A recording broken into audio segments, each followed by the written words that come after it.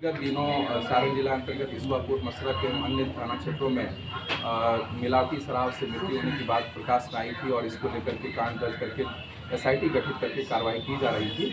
इसी दौरान हम लोगों को विभिन्न गिरफ्तारियां की गई थी, अब तक 16 और विभिन्न स्तर के जो सप्लायर थे, जो डिस्ट्रीब्यूटर थे, जो मैन्युफैक्चरर थे, उनको गिरफ्तार किया गया था। इसमें जो अहम चीज़ सामने आई थी अनुसंधान के दौरान वो ये आया था कि जो राजेश सिंह है वो बाहर से सप्लाई लाता है मोटे तौर पर, और वो यहाँ पर जो है जो यहाँ के स्थानीय वेंडर को दे करके और जो जिसके द्वारा बनाया जाता है और बेचा जाता है उसको देता है। तो ये रामबाबू महतो जो डोयला और ईश्वरपुर का है, ये उस चीज़ को लेता था, उस केमिकल्स को और होम्योपैथी की दवा को, और अपने तरीके से उसको मिला करके अब स्वयं भी डिस्ट्रीब्यूट करता था और अपने नेटवर्क के अन्य लोगों के माध्यम से भी डिस्ट्रीब्यूट कराता था। तो इसी में कड़ी में हम लोगों को संजय महतो की गिरफ्तारी हुई थी, जो कि इसको डिस्ट्रीब्यूट भी किया था और स्वयं इसका सेवन भी किया था और बीमार था। उसकी गिरफ्तारी के पश्चात रामबाबू महतो के घर से और आसपास से जो है काफ़ी बड़ी संख्या में हम लोगों को होम्योपैथिक दवा, खाली बोतल्स और भरे हुए बोतल्स भी मिले थे, जिसको भी हम लोगों ने जब्त किया था। इसकी गिरफ्तारी के लिए हम लोग लगातार प्रयत्नशील थे और इसी कड़ी में हम लोगों को इसके बारे में लगातार जो है तकनीकी अनुसंधान से भी सूचना प्राप्त हुई कि दिल्ली में छुपा हुआ है और विभिन्न जगहों पर ये अपना जगह भी चेंज कर रहा है। इसकी गिरफ्तारी के लिए सटीक इन्फॉर्मेशन पर हम लोगों की टीम जो है रवाना कर दी गई थी 29 तारीख को ही, और हमारी टीम जो है दिल्ली पुलिस के साथ लगातार संपर्क में थी और दिल्ली पुलिस के साथ हम लोगों ने हर प्रकार के टेक्निकल जो हमारे पास जानकारी थी और उसके बारे में जो भी सत्यापन हुआ था वो सब हम लोग कर रहे थे। और दिल्ली पुलिस के सहयोग और बिहार पुलिस के लगातार इसमें दिए जा रहे इनपुट पर जो है इसको डिटेन कर लिया गया दिल्ली पुलिस के द्वारा। हमारी टीम भी वहाँ पहुँच गई और दोनों दिल्ली पुलिस और बिहार पुलिस के संयुक्त और हमारी सारण पुलिस की जो एसआईटी की टीम थी, जिसमें हम लोगों ने इसको ओम प्रकाश चौहान जो कि SHO रिवीलगंज है उसके नेतृत्व में इसको भेजा था। इसको गिरफ्तार कर लिया गया रामबाबू महतो को। और रामबाबू महतो की गिरफ्तारी इसलिए हमारे लिए महत्वपूर्ण है क्योंकि रामबाबू महतो जो है वही फाइनल इसको बना करके जो अंतिम इसका प्रिपरेशन था, जो प्रोडक्ट था, वो पब्लिक तक पहुंचाया था, हम लोगों तक पहुंचाया था।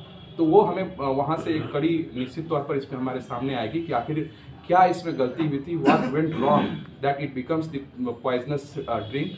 तो ये चीज़ें हमको क्लियर हो पाएगी वहाँ से, और इसीलिए ये बहुत महत्वपूर्ण है और इससे पूछताछ हम लोग करेंगे। अभी ट्रांजिट रिमांड ले करके हमारी टीम इसको लेकर के आ रही है। आने के पश्चात इस पर सघन पूछताछ होगी और निश्चित तौर पर इसमें जो नए तथ्य आएंगे अगर कोई, तो उस पर भी हम लोग काम करेंगे। अभी तक के अनुसंधान में इस कांड में वितरणकर्ता से लेकर के, पीने वाले से लेकर के, वितरणकर्ता से लेकर के सप्लायर, और जो मुख्य सप्लायर जो हमारा बनारस का था उसकी भी गिरफ्तारी हो चुकी है और इस कांड पूरी तरह से सुलझ गया है। इनमें जो अन्य तथ्य हैं उन पर और अन्य लोग जो सम्मिलित है उनकी गिरफ्तारी के पश्चात ये पूरी तरह से इसका पटाक्षेप हो जाएगा। क्या राजेश सिंह दवा मंगाता था कि ये रामबाबू महतो दवा मंगाता था? मैंने पूर्व में ही आपको बताया कि राजेश सिंह जो है वो यहाँ का मुख्य आपूर्ति करता था और वो बाहर से जो आपूर्ति उसको करता था वो संजीव था जो बनारस का था, जिसको हम लोगों ने गिरफ्तार कर लिया। राजेश सिंह यहाँ का स्थानीय मुख्य सप्लायर था, वो इसको देता था और ये डिस्ट्रीब्यूटर और मैन्युफैक्चरर था जो लोकल रामबाबू महतो को देता था। ये रामबाबू महतो को देता था और इस कड़ी में और भी लोग शामिल थे जिसके माध्यम से इस पूरे बिजनेस को करता था। तो रामबाबू महतो वो अंतिम कड़ी है जहां ये अंतिम रूप से निर्माण होता था इस शराब का, और वहां निर्माण करने के पश्चात इसको पॉलीथीन में या विभिन्न गैलन्स में ये डिफरेंट जगहों पर पहुंचाता था।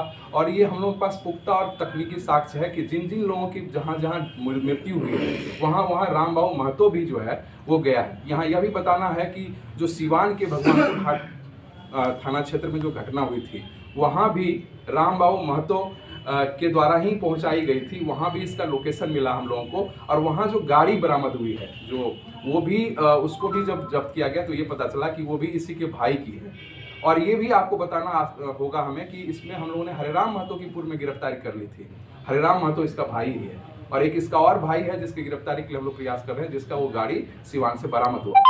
कितने लोग बाकी रह गए होंगे इस केस के? देखिए, केस में जो जैसे जैसे ये चीज़ें आगे बढ़ती जाती है वैसे वैसे जो है नए तथ्य आते हैं और कुछ लोगों की संख्या बढ़ती है, परंतु कड़ी में जिस लेवल पर थे उसकी गिरफ्तारी हो गई है, परंतु उसके सहयोगी और अन्य लोग भी शामिल हैं और जिनके बारे में हम लोग साक्ष्य संकलित करके उनकी गिरफ्तारी के लिए छापेमारी कर रहे हैं। सर, इस जहरीली कांड का मास्टरमाइंड किसे माना जाएगा? देखिए, मास्टरमाइंड का मतलब ये है कि जैसे जो प्रिपरेशन तैयार करने की तकनीक है वो राजेश सीख करके आया था और वही उसी के द्वारा ये पहली बार ये इंट्रोड्यूस किया गया इन लोगों के सामने कि आप स्प्रिट के बदले इन चीज़ों से भी बना सकते हैं। तो उन्होंने बनाना सबको सिखाया। फिर फाइनली जब बनाने के लिए कुछ लोगों को सिखा दिया तो उन लोगों को फिर ये बांटने लगा, राजेश बांटने लगा हर लोगों को। और ये फाइनली जो रामबाबू महतो है ये बना करके बेचने लगा। तो इसमें कई कड़ी है, लेकिन जो पूरे चीज़ों को इंट्रोड्यूस किया है, जो मैंने पहले ही बताया कि इस तकनीक को कि ये चीज़ हो सकती है और स्प्रिट के बदले स्प्रिट, पूरे स्प्रिट के चेन में इस दवाई को और इस रसायन को इंट्रोड्यूस करने वाला बंदा जो था वो राजेश सिंह।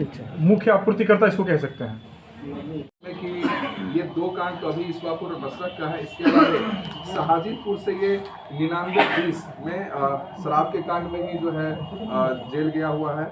उससे पूरे ईश्वापुर में 102-19 में भी ये गया हुआ है। ईश्वापुर में ये 16-19 में भी शराब के कांड में गया हुआ है। जलालपुर में ये 238-18 में भी गया हुआ है। और उससे पूर्व 59-10 मारपीट के केस में ये ईश्वापुर में 2010 में गया है। लेकिन पिछले 6 केस में यानी 2018 से अब तक इस पर पूरा 6 केस है। कुल मिलाकर के 7 केस का ये इसका आपराधिक शराब का 6 केस है।